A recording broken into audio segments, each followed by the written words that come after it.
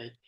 Selamat siang Bapak dan Ibu. Perkenalkan saya Iqbal Lukman, mahasiswa dari kelas LMEA dengan NIM 270246415. Dan hari ini saya akan mempresentasikan hasil proyek PBL Character Building Kewarganegaraan yang saya kerjakan bersama kelompok saya.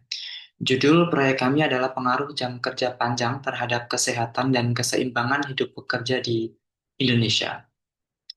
Dan topik ini kami kaitkan langsung dengan tujuan pembangunan berkelanjutan atau Sustainable Development Goals nomor 8 yaitu Decent Work and Economic Growth. Baik, yang pertama adalah latar belakang masalah. Jam kerja panjang ini sudah menjadi hal yang biasa di Indonesia. Bahkan sering dianggap sebagai bentuk loyalitas atau bahkan produktivitas.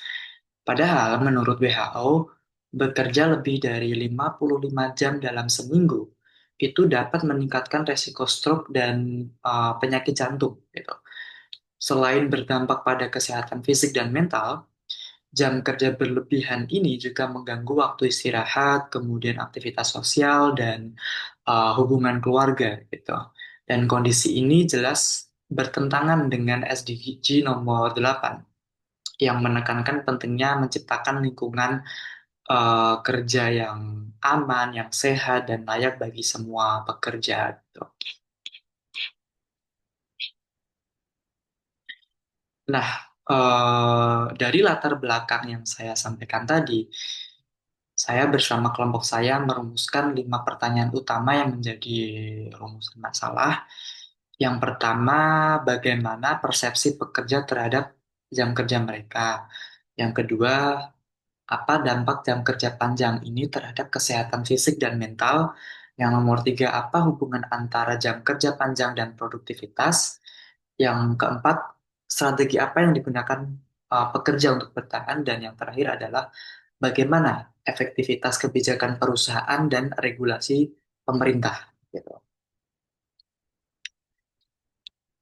Nah, dari rumusan masalah tadi dan melalui observasi dan wawancara langsung yang kami lakukan, kami menemukan bahwa mayoritas pekerja ini mengalami stres, kelelahan, kemudian gangguan tidur, dan nyeri otot. Kemudian waktu untuk kehidupan pribadi itu juga sangat terbatas dan ini menurunkan kualitas hidup mereka secara keseluruhan. Ironisnya adalah jam kerja panjang ini justru menurunkan produktivitas karena konsentrasinya itu menurun gitu. Dan budaya lembur ini dianggap wajar. Bahkan budaya lembur itu dikaitkan dengan yang namanya loyalitas gitu, sebagai simbol loyalitas.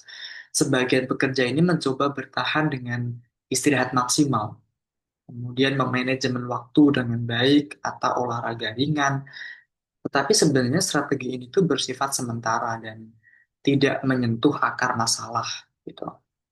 Nah, dari hasil-hasil temuan ini, maka kami mencoba untuk memberikan solusi yang bisa ditawarkan untuk diaplikasikan gitu.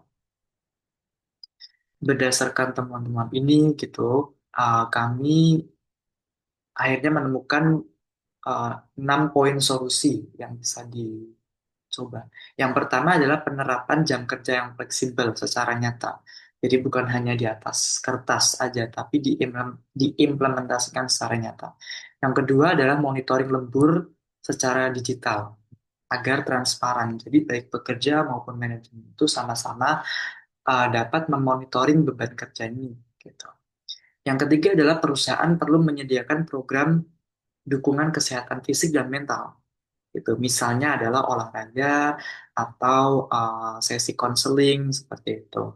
Dan yang keempat ini diterapkannya kebijakan yang namanya right to disconnect agar pekerja ini tidak tertekan dalam bekerja di luar jam kantor. Gitu.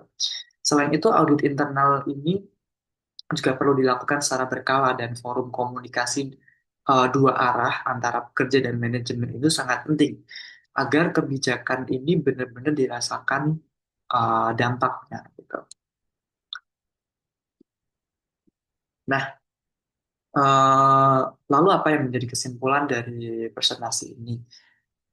Dari proyek ini kami menyimpulkan bahwa jam kerja panjang ini berdampak negatif, baik secara fisik, secara mental, maupun secara sosial. Meskipun niatnya untuk produktif, tapi kenyataannya adalah jam kerja panjang ini justru menurunkan efisiensi dan semangat kerja. Perusahaan dan pemerintah perlu meninjau kembali sistem kerja yang ada dan kemudian menciptakan budaya kerja yang lebih manusiawi gitu. Dengan pendekatan yang holistik gitu ya, kesejahteraan pekerja ini dapat ditingkatkan tanpa mengorbankan pertumbuhan ekonomi.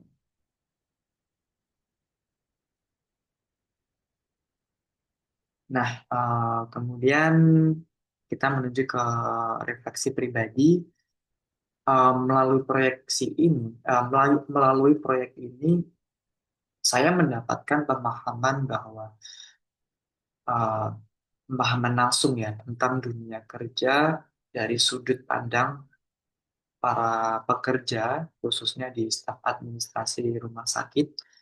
Ya, saya melihat bahwa teori kesejahteraan kerja ini sering tidak berjalan dengan baik di lapangan. Produktivitas itu tidak hanya soal berapa lama kita bekerja, tapi juga bagaimana kita menjaga keseimbangan hidup gitu antara antara work, antara life itu bisa balance gitu. Saya merasa lebih sadar juga secara sosial dan lebih empatik terhadap kondisi kerja.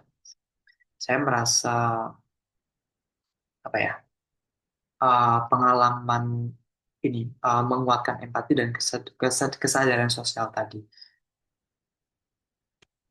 Proyek ini pun juga mengembangkan atribut BGA atau Business Graduate Attributes, terutama di bagian social awareness, kemudian adaptability dan initiative yang penting untuk dibawa di dunia kerja nantinya. Gitu. Dan mungkin cukup sekian presentasi dari saya. Mohon maaf jika ada perkataan yang kurang berkenan, kurang lebihnya mohon maaf, dan terima kasih. Selamat siang.